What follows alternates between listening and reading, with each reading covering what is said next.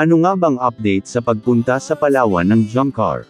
Yan po ang pag-uusapan natin sa video natin ngayon.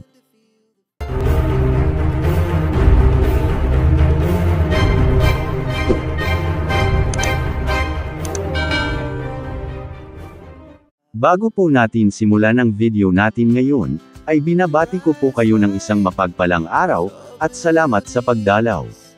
Shoutout po sa bumubuo ng Team Calling Up, at shoutout po sa tambalang Carla at Jomar Jumcar. Sa previous episode nga po ng Jumcar, ay kung saan nga po naglabas ng saloobin ng mama ni Carla, at nanawagan din siya na itigil na din ang panglalait sa kanyang anak.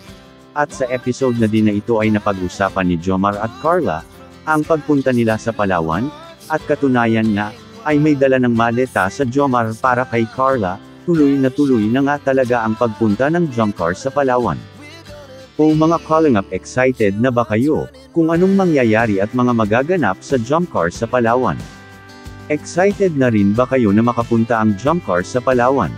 Yan po ang ating aabangan sa mga susunod na kabanata. I hope na mag-enjoy si Carla at Jomar.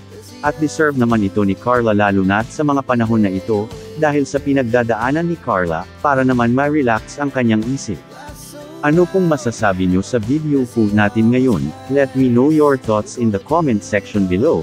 At pag-usapan po natin yan sa susunod na video. Maraming salamat po.